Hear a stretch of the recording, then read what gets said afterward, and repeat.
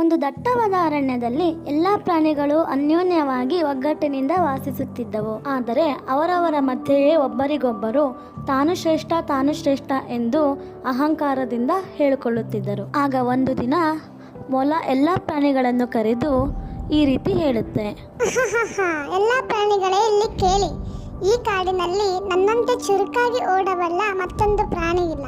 ಹಾಗಾಗಿ ಈ ಕಾಡಿನಲ್ಲಿ ನಾನೇ ಎಲ್ಲರಿಗಿಂತ ಸರ್ವಶ್ರೇಷ್ಠ.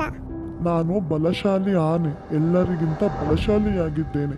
ಎಲ್ಲರನ್ನೂ ಒಂದೇ ಕ್ಷಣದಲ್ಲಿ ತುಳಿದು ಹಾಕಬಲ್ಲೆ.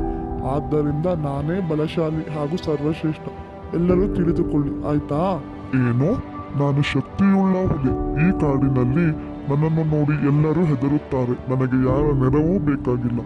ಆದ್ದರಿಂದ ಈ ಕಾಡಿನಲ್ಲಿ ನಾನೇ ಸರ್ವಶ್ರೇಷ್ಠ. ತಿಳಿಯುತ್ತಾ? ಓಯ್ ಹುಲಿರಾಯರೇ, ಇಲ್ಲಿ ಕೇಳಿ. ನಾನು ಚಾತುರ್ಯದ ಮಾಸ್ಟರ್. ಒಂದು ಮರದಿಂದ ಇನ್ನೊಂದು ಮರಕ್ಕೆ ಅತಿ ವೇಗವಾಗಿ ಹಾರುತ್ತೇನೆ. ಕಾಡಿನಲ್ಲಿರುವ ಎಲ್ಲ ವಿಷಯಗಳನ್ನು ಮೊದಲು ನಾನೇ ತಿಳಿದುಕೊಳ್ಳುತ್ತೇನೆ.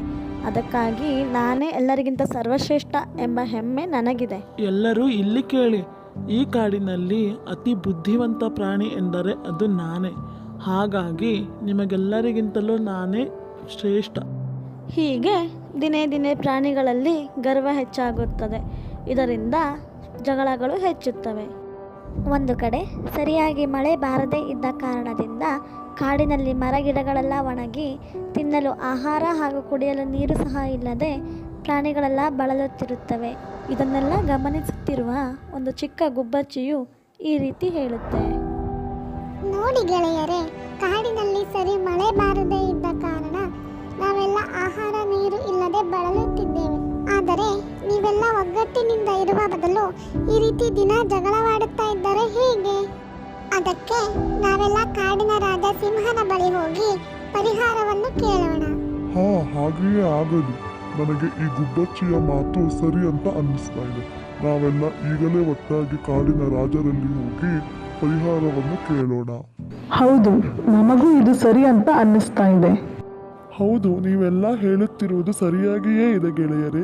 ನಡೆಯಿರಿ, ನಾವು ಈ ಕೂಡಲೇ ಕಾಡಿನ ರಾಜರ ಬಳಿ ಹೋಗಿ ಪರಿಹಾರವನ್ನು ತಿಳಿದುಕೊಳ್ಳೋಣ. ನಂತರ ಎಲ್ಲ ಪ್ರಾಣಿಗಳು ಒಟ್ಟಾಗಿ ಕಾಡಿನ ರಾಜ ಸಿಂಹನ ಬಳಿ ಹೋಗಿ ನಡೆದ ವಿಷಯವನ್ನೆಲ್ಲ ತಿಳಿಸುತ್ತಾರೆ. ಆಗ ಸಿಂಹರಾಜನು, ಏನು? ನಮ್ಮ ಕಾಡಿನಲ್ಲಿ ನೀವೆಲ್ಲ ಒಬ್ಬರಿಗೊಬ್ಬರು ಜಗಳವಾಡುತ್ತಿದ್ದೀರಾ? ನೀವು ಪ್ರಾಣಿಗಳು. ನೀವು ನಿಮ್ಮ ಸ್ವಾರ್ಥದಿಂದ ಕಾಡಿನ ಸಮತೋಲನವನ್ನೇ ಹಾಳು ಮಾಡಿದ್ದೀರಿ. ಈಗ ಕುಡಿಯಲು ನೀರು ಹಾಗೂ ತಿನ್ನಲು ಆಹಾರವಿಲ್ಲದೆ ಎಲ್ಲರೂ ಬಳಲುತ್ತಿದ್ದೀರಾ. ನೀವು ನಿಮ್ಮ ಬುದ್ಧಿಶಕ್ತಿಯನ್ನು ಈಗ ತೋರಿಸಬೇಕಾಗಿದೆ. ಎಲ್ಲರೂ ಬುದ್ಧಿಶಕ್ತಿಯಿಂದ ಜೊತೆಗೂಡಿ ಕೆಲಸ ಮಾಡಿದರೆ ಮಾತ್ರ ಬದುಕುಳಿಯಬಹುದಾಗಿದೆ. ಸಿಂಹದ ಮಾತುಗಳನ್ನು ಕೇಳಿ ಪ್ರತಿ ಪ್ರಾಣಿ ಯೋಚಿಸುತ್ತವೆ. ಪ್ರತಿಯೊಬ್ಬರೂ ಒಂದೊಂದು ಪರಿಹಾರವನ್ನು ನೀಡಲು ಪ್ರಯತ್ನಿಸುತ್ತಾರೆ.